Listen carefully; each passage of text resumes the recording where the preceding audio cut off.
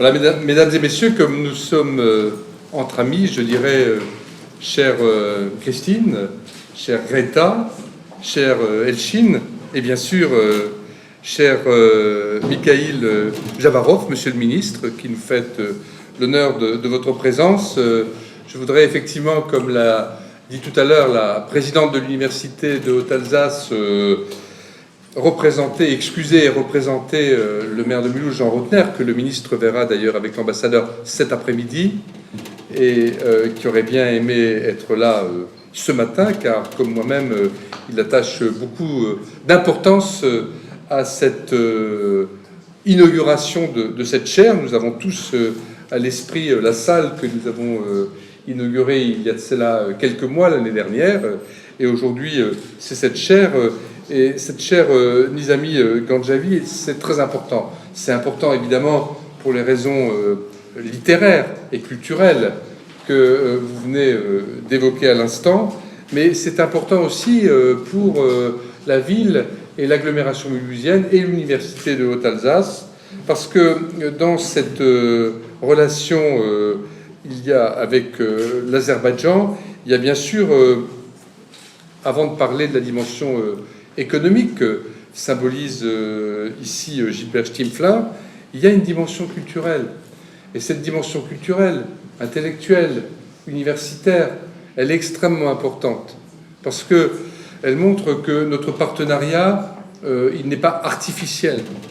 Et que d'ailleurs, par-delà notre partenariat, la place de l'Azerbaïdjan dans le Caucase, mais aussi dans la grande Europe que vous avez évoquée tout à l'heure, eh bien, cette place, elle est historiquement très importante, elle est politiquement très importante, et nous avons beaucoup de choses à faire ensemble. Nous avons beaucoup de valeurs communes. D'ailleurs, ce partenariat, comme c'est parfois le risque dans les jumelages traditionnels, il ne s'est pas fait comme ça, sur une lubie peut-être d'élus ou de diplomates. C'est une relation qui s'est construite dans la durée. Elle date maintenant de plusieurs années. Il y a eu de nombreux contacts. Ces contacts, ils ont été bien sûr universitaires. C'est ce que nous célébrons aujourd'hui. Mais aussi, et c'est ni l'ambassadeur ni son collaborateur, M. Mamadov, qui me contradiront, également économique, touristique. Il y a eu beaucoup d'échanges. Gilbert Stimflin peut témoigner d'un travail non seulement avec les institutions économiques, mais également avec les entreprises. C'était un travail au long cours, car au fond, dans un partenariat comme celui-là, ce qui s'établit seulement avec les années, avec également les relations personnelles, amicales, c'est ce que j'appellerais un climat de confiance.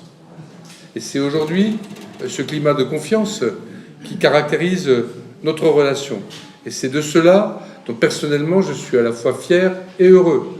Bien sûr que cette relation de confiance, elle nous oblige. Elle nous oblige en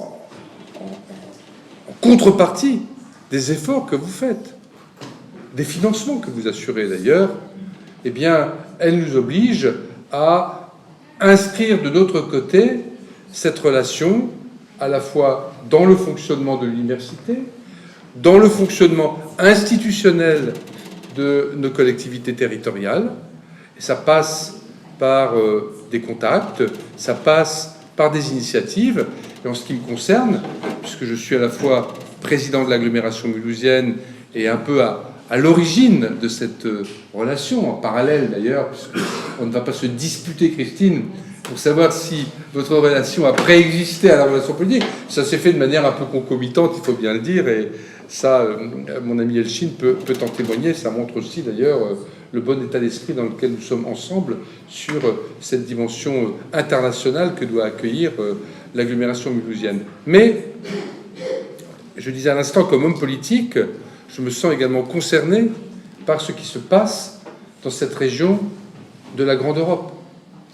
Ce qui se passe en termes de développement, en termes de rayonnement, mais aussi ce qui se passe en termes de tensions, de crises, de difficultés.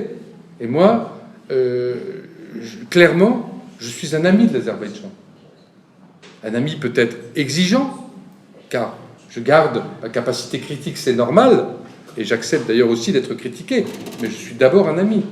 Et un ami qui considère que la situation d'occupation sur une partie du territoire de ce pays ami n'est pas acceptable, que ce qui se passe actuellement au Haut-Karabakh n'est pas acceptable.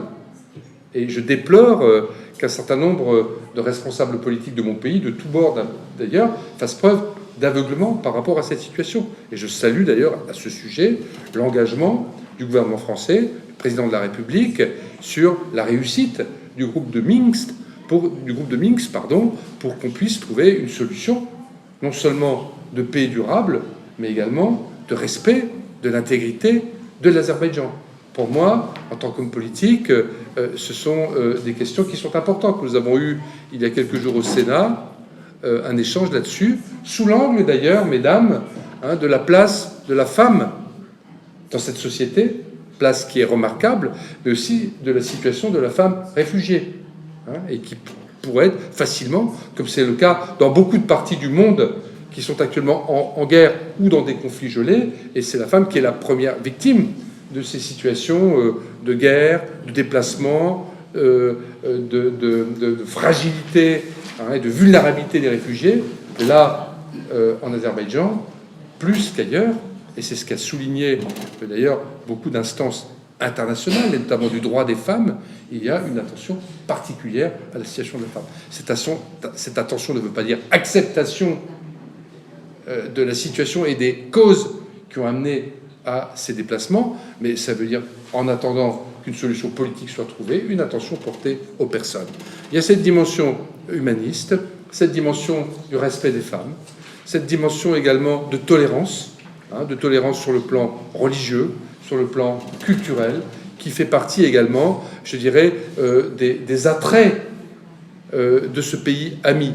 Et en ce qui me concerne, pour y avoir été à plusieurs reprises, pour avoir eu des contacts, c'est une dimension qui force mon respect. Je voulais donc conclure ce propos qui est d'abord dans le cadre d'une cérémonie universitaire, en assumant également mon engagement d'amis de l'Azerbaïdjan, mais également évidemment d'amis de Ganja et de Yevlar, avec lesquels nous avons un accord de partenariat. Merci et plein succès, monsieur le professeur, merci de votre présence, plein succès à ce partenariat. Ce n'est pas parce que nous sommes des responsables politiques que nous n'avons pas également une âme de poète et une ouverture à la dimension littéraire qui, en ce qui me concerne, est extrêmement importante. Merci beaucoup.